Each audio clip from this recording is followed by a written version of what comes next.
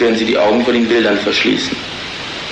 Dann werden Sie die Augen vor der Erinnerung daran verschließen. Dann werden Sie die Augen vor den Tatsachen verschließen.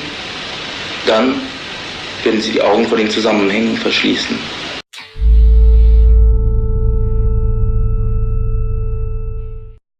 Interesting art spaces are also something like community sense, also an intellectual sense.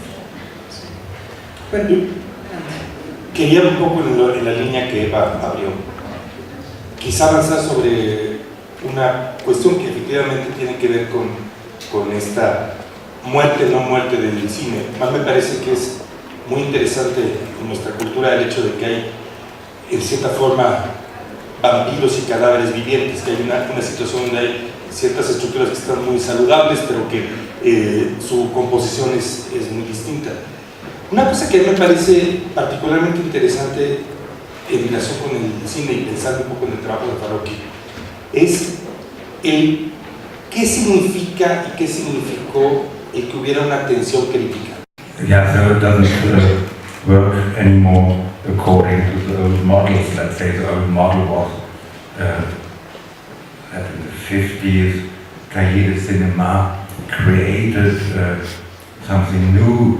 The spectator who went to the movies as if he were a high art intellectual who would look into the different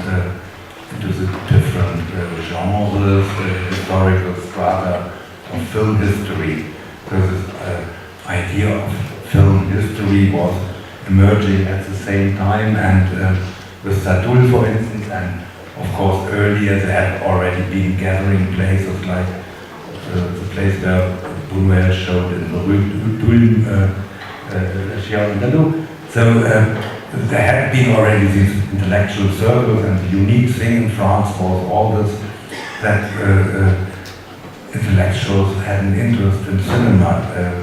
This was in the Weimar Republic a bit the case in Germany.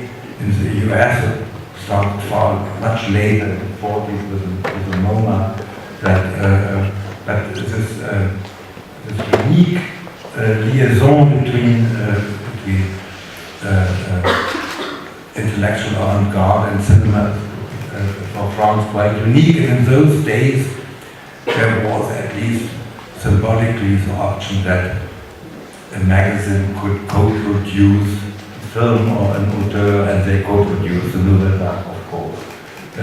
They had really sharing it, and it meant something what Cahiers de Cinema said about a certain film. And this is no longer the case, because there's this huge intellectual dispersion that, let's say, in Germany there are good critiques, but they are sometimes hidden in bad magazines, which I find no reason to read. Sometimes I get via the web recommendation to read it also, but I would never read one of these strange magazines or newspapers. So there's this institutionalized cultural construction no longer exists, but I think that it still takes place, that the symbolical value or exchange value of an auteur and also an auteur in certain work is co-produced by critiques and by a discourse. That's still the case, otherwise there wouldn't be this canonization which takes place in the art world, and on the other hand, that so many non-commercial films are still possible, so films which are somehow winning Cannes or but don't sell tickets at all, and still they can be produced luckily. So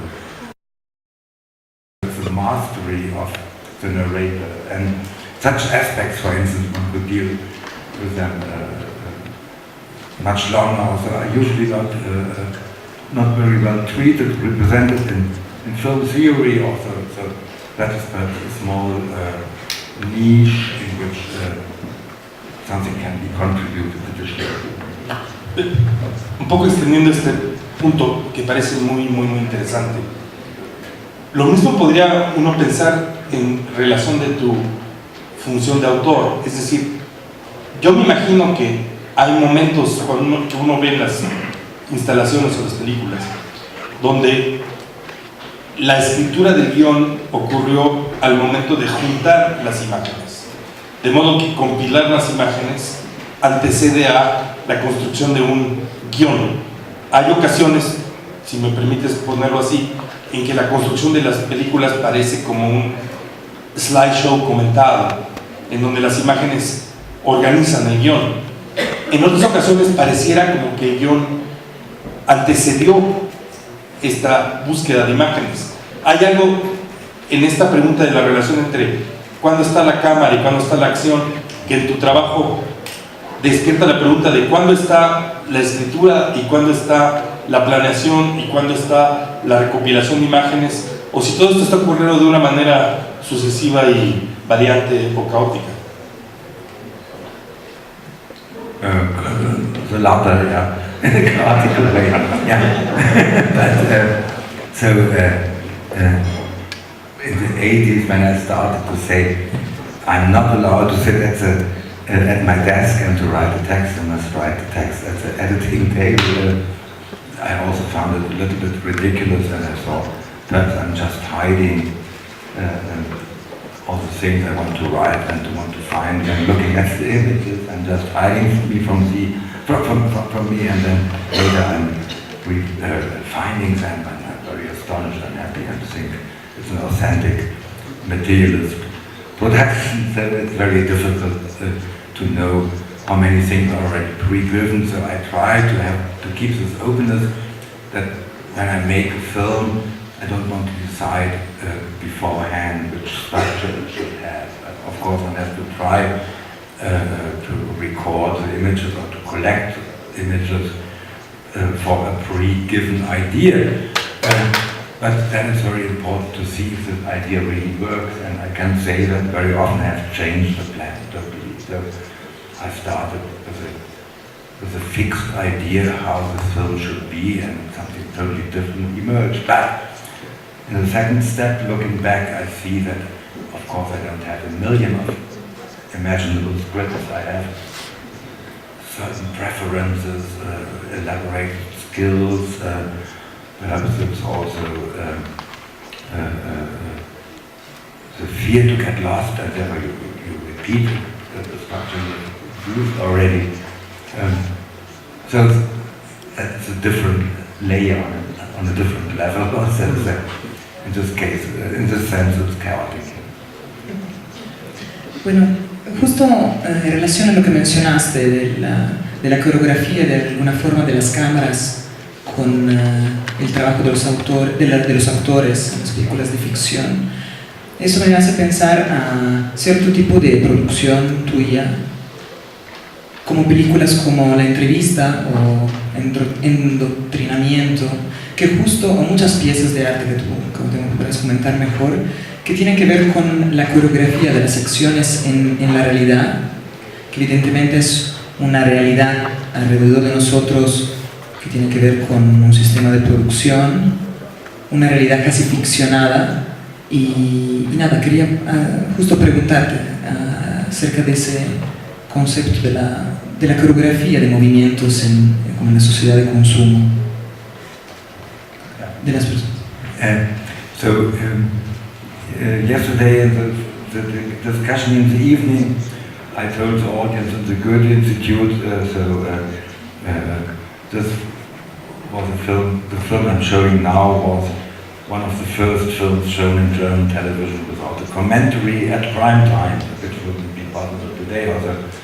And I said that probably people who grow up with television have never seen a documentary without a commentary. So, and then I said, in this bad attitude of television presenters, have you already seen such a film? And everybody had to admit never to have seen a film without a commentary. So 50 years ago, a bit more now, this American group around Leacock, Benedict and others, they somehow invented the direct cinema film. They became very famous, meaning they are in everybody who has read only half a book about documentaries knows their name, but they could not even find. They did not even find employment and could continuously produce such films. Wiseman, who's showing something also at this festival, he's this huge exception. I think he makes every year, every second year, a long film in mostly the direct cinema mode.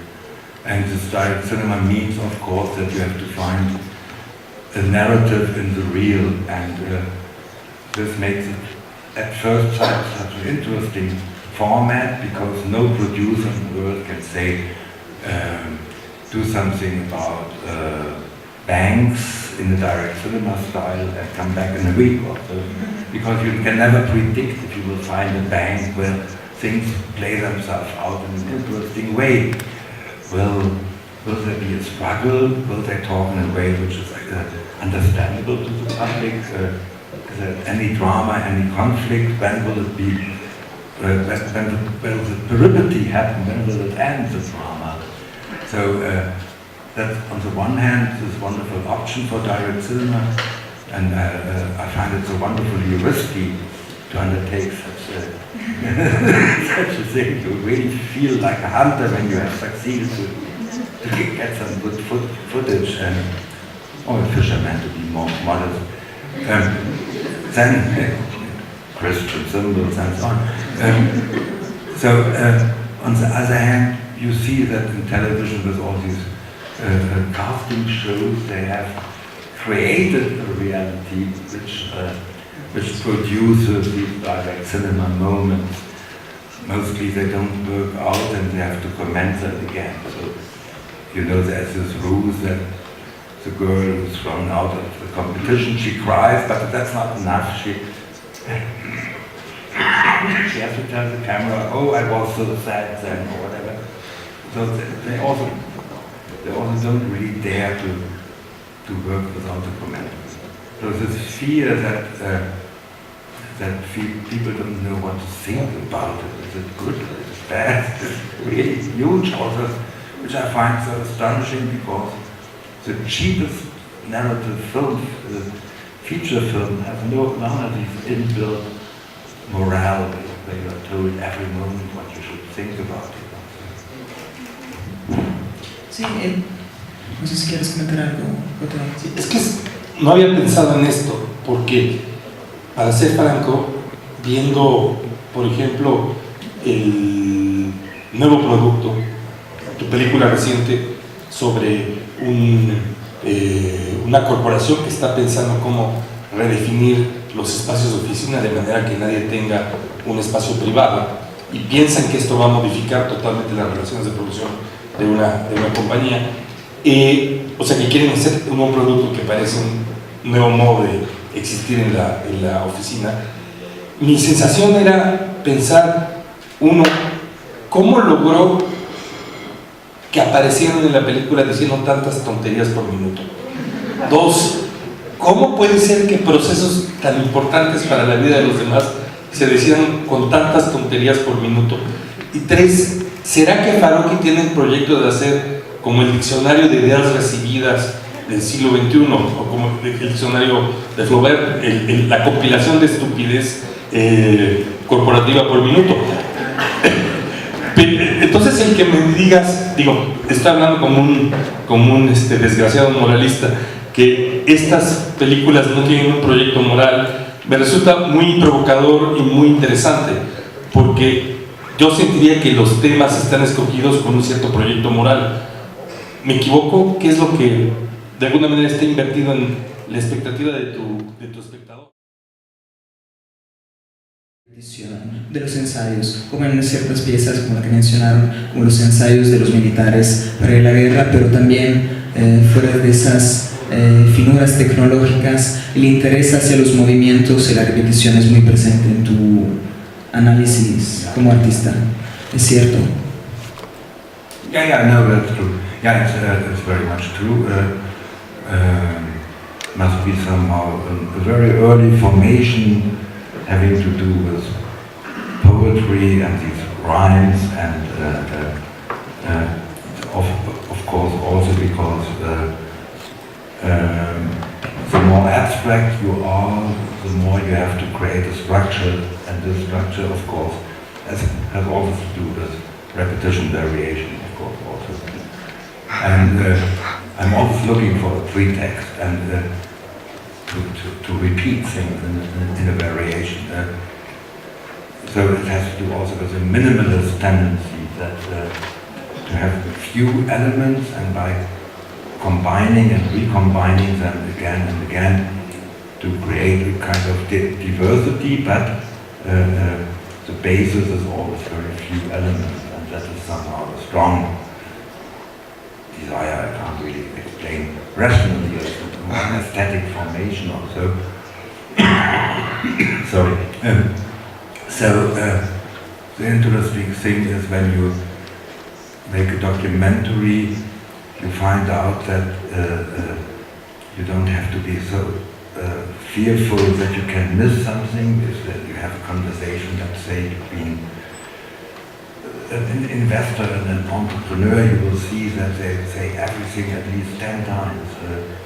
You always have an option. And that is not bad. It has to do with communication in life. So we all do the same, and we repeat our acts, and I find it very fascinating. It's nearly a little bit like the futurist painters who discovered movement in still images. Also, I find this aspect of repetition in life. So sometimes when we are sitting around and having coffee or beer or whatever, and I'm listening to people and I'm counting, now she repeats the issue again, and this person will say that again, and so that's really fun, without directing anything.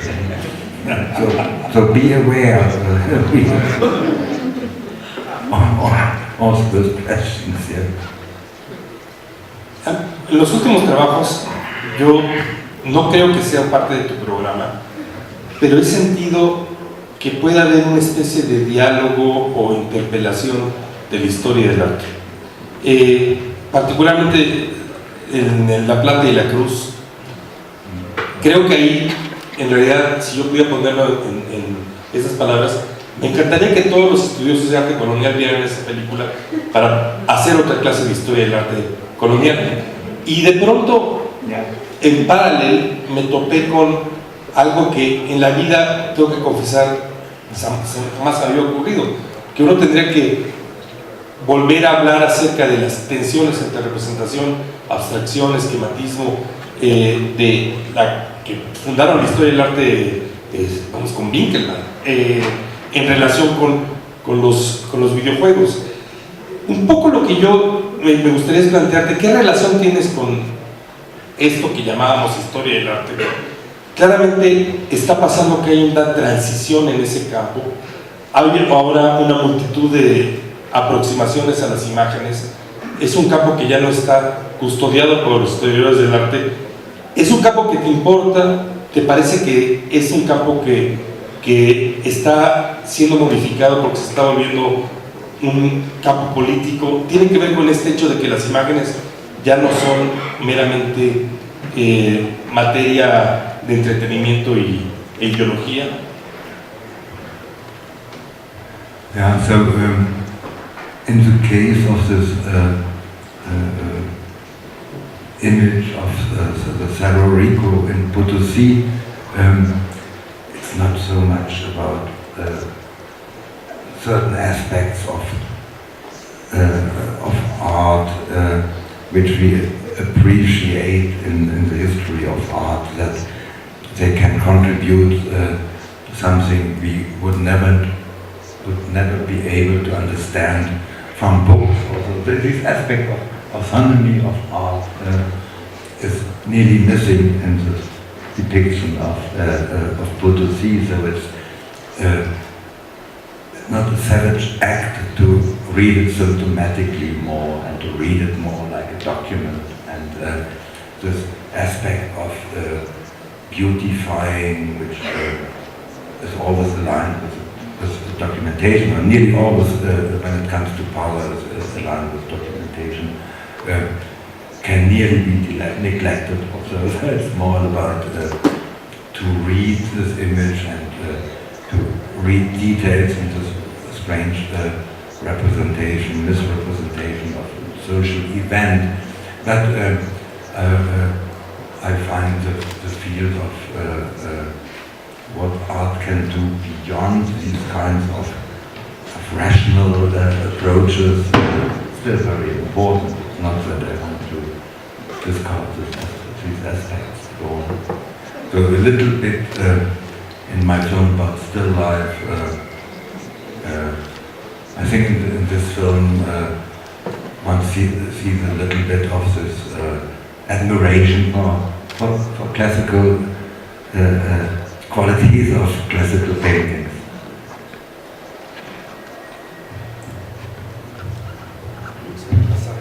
Sí, aquí nos sugiere, ¿verdad? Bueno, es el momento, si alguien del público quiere hacer una pregunta, adelante, tenemos todavía tiempo. Los veo todos oscuros. ¿Tenemos un micrófono que pueda moverse? Everything imaginable out of one image, and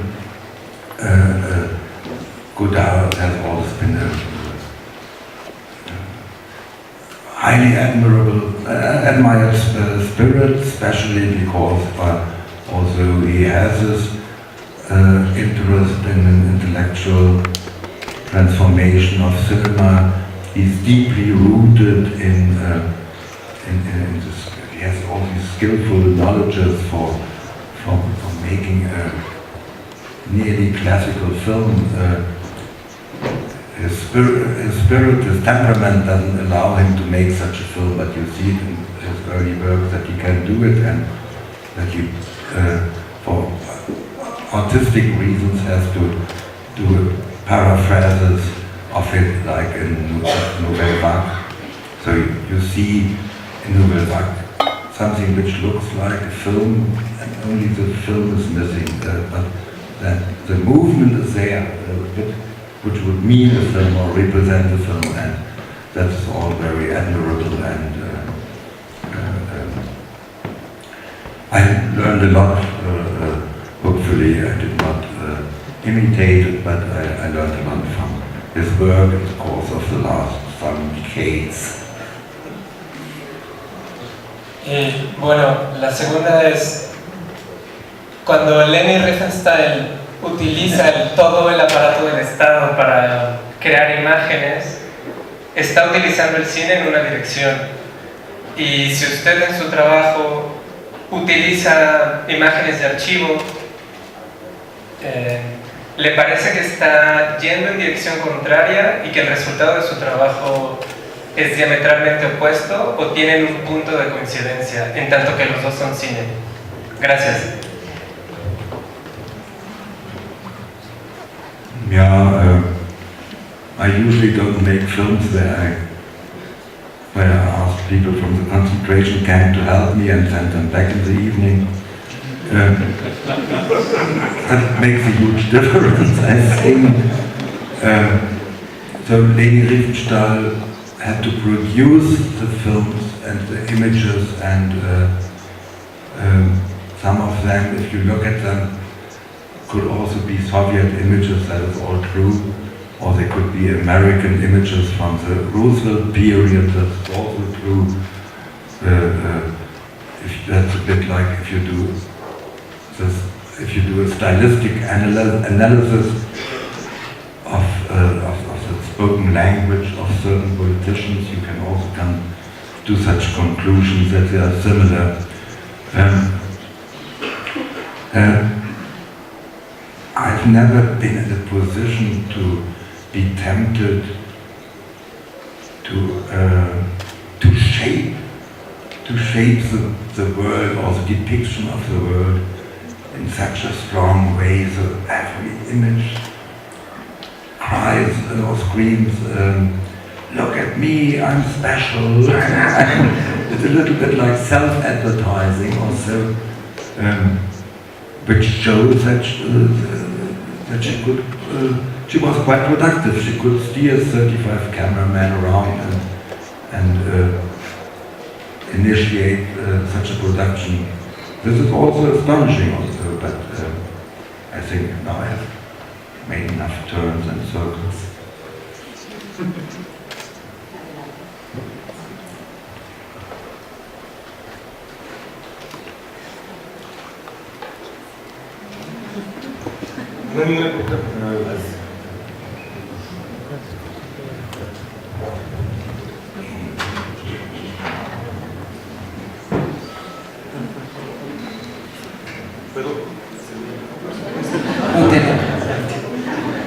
Voy a tener que hacer una pregunta que se me quedó un poco en el tema a mí.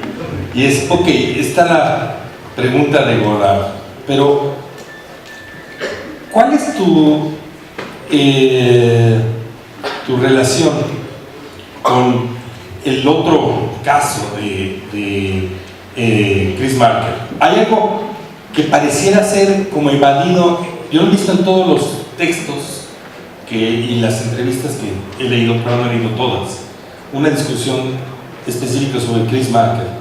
Y al mismo tiempo entiendo que hay un cierto lugar en donde tu trabajo rehúsa el tono lírico del ensayo de Chris Marker, a pesar de que uno podría decir que la pregunta sobre la operación entre el cine, las imágenes, la política, la historia, deberían acercarnos. Es una cuestión que creo que sería interesante. ¿Tú sientes que su trabajo va exactamente en la dirección opuesta porque está preguntando por esta subjetividad, digamos, de la cámara y de la ocasión fílmica dentro del campo político? ¿O al contrario, en el tiempo sentiste una proximidad en relación a formular una idea de un ensayo fílmico?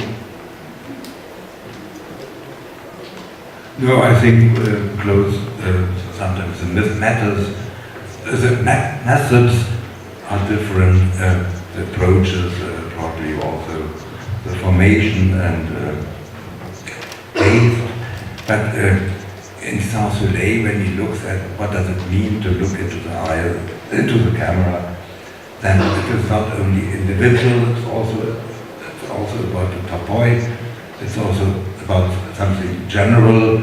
That's often the case when he's already in the letter of the Sibiri, when he's reading one sequence 3 times, then he is also talking about a pre-given language, which doesn't have to mean that there's no individual or personal expression any longer, but he also is aware of a pre-given language. So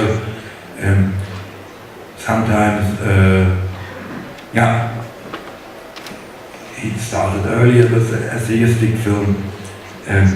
I think in the early beginnings of essayistic film to prove that it is not just a documentary for old school teachers or whatever.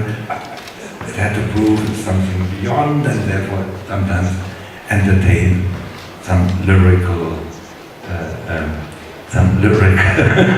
attempts also.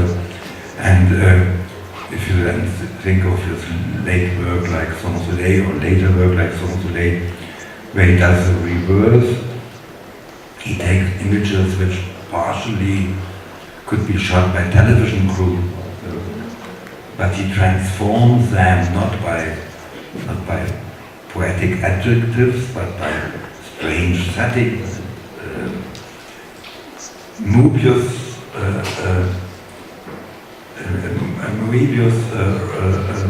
band-like construction, he transforms them that you look at them in a totally different way. And say, these people in the subway, all asleep, that looks a little bit as if you were in a horror movie or so, yeah. And that is astonishing and quite wonderful, yeah. Pero mi punto quizá tiene que ver con que yo insistiría que el trabajo de Farocki es radicalmente antilírico.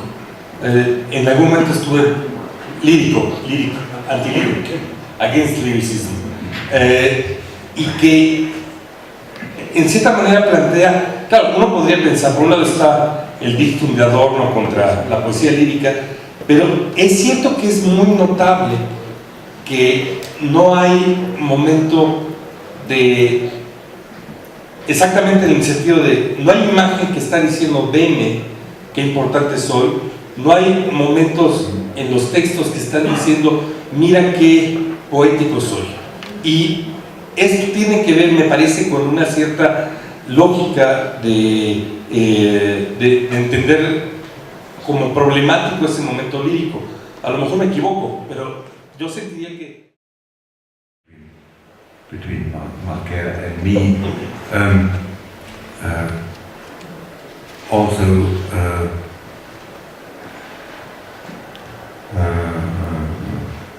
yeah, I don't know.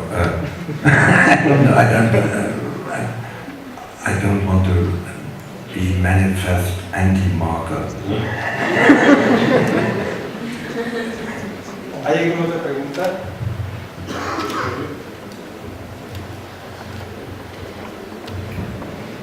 Si no, voy a aprovechar. No, ya no.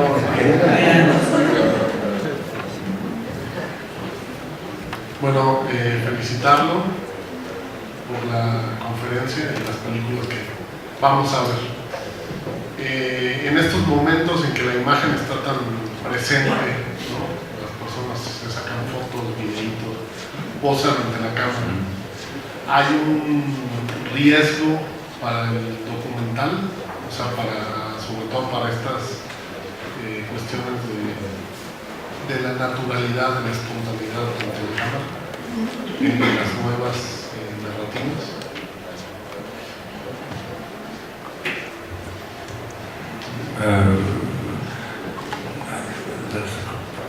Perhaps already when the first poem was written, people were talking endlessly. I don't see such a risk for making a film just because everybody has a camera, and if everybody has a camera and uses it not only for student jokes but also sometimes for other aspects of life, perception, then people become more film literate, and that is always good for film production. One can see it already today, that films can be stylistically far more advanced because film literacy is increased worldwide. You see what an optimistic and that could be to our little noon meeting here. Thank you.